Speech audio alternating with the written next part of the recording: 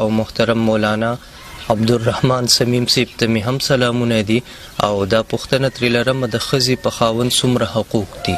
محترم مولانا عبدالرحم صمیم صاحب تاسو ته اول ځل په خپله خپرونه کې ښه راغلاست وایو او تاسو دغه پوښتنه واورېده، غواړو چې دا تاسو جواب کړئ. السلام علیکم ورحمت الله وبرکاته. وعلیکم السلام ورحمت الله وبرکاته. شاه رحیم صاحب، الله دې تاسو او ستاسو کارکوونکو ته دغسې حنفي کاروان د هغه علما کرامو او خادمانو ته جزای خیر ورکړي چې تاسې د امت مسلمه دپاره دا خدمت کوئ، د دې پر د دې د مسایلو جوابونه ورسوئ. الله جل جلاله دې د اخلاص سره تاسو ته الله نور هم توفیق درکړي او الله دې د دې بدله په دنیا او په آخرت کې درکړي. او ستاسو نه یو جهان مننه کوو چې تاسې موږ ته دا موقع راکړله چې موږ هم د حنفي کاروان د سټوډیو د خوا څخه و خلکو ته د دې د مسایلو جواب ورکړو. دا کم محترم رور محمد ریحان چې پوښتنه کړې ده یو ښځه پر خاوند باندې څومره حق لري، یقینا دا یو ډېره غوره او بهتره پوښتنه کړې ده او نن سبا زموږ ستاسو په معاشره کې د دغه خبرې د وضاحت او د بیان ډېر سخت ضرورت دی، ځکه د خاوند حق خو هر څوک بیانوي او هر ځای کې چې هر عالم یا هر څوک خبرې کوي د خاوند دومره حق دی، د خاوند دومره حق دی، د خاوند دومره حق دی. د زنانې د کور والا و حق ته څوک خلم نه ورو. حال دا په قرآن کې الله جل جلاله فرمایي چې څومره نارینه حق لري هغومره د هغه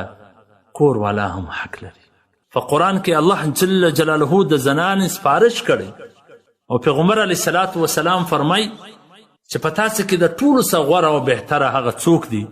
چې هغه ښه اخلاق ولري او بیا په تاسو کې غوره هغه او بهتره هغه دی چې د خپلو کور والا د خپل اهل سره ښه اخلاق او سلوک ولري. حالانکه په ښه اخلاق کې د کور والا سره اخلاق هم راځي،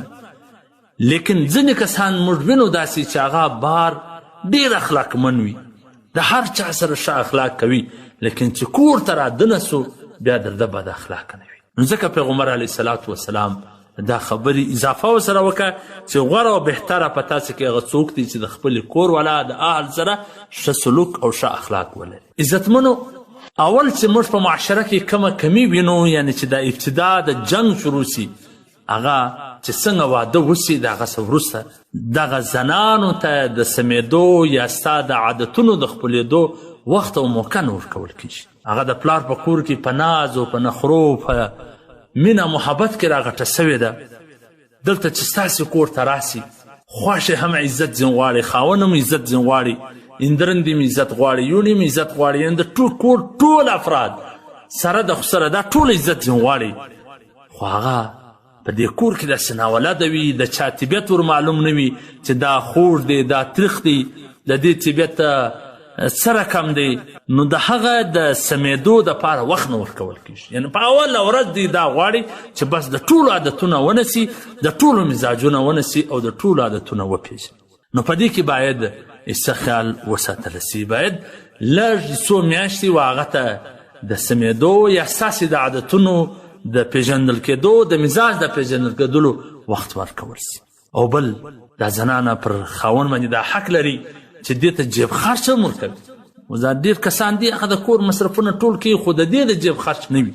زموږ کتابونه لیکي چې نور نفقه خو پر تا لازمه ده، وړه غوړي برا چیني دا هر څه چې دي، لیکن لږ جیب خرچ هم پر تا باندې حق لري چې هغه ته جیب خرچ هم ورکوي چې هغه په خپل طبیعت په مزاج چې کوم شی زړه وغواړي هغه راوغواړي ویې خوري. عزتمنو، لکه څنګه چې نارینه خاوندان پر خپلو ښځو باندې حق لري چې هغه زیب و زینت ورته وکړي، سینګار ورته وکړي، پاکي صفایي ورته وکړي، دغسې دا زنانه هم پر نارینه دا حق لري. ځکه الله جل جلاله فرمایي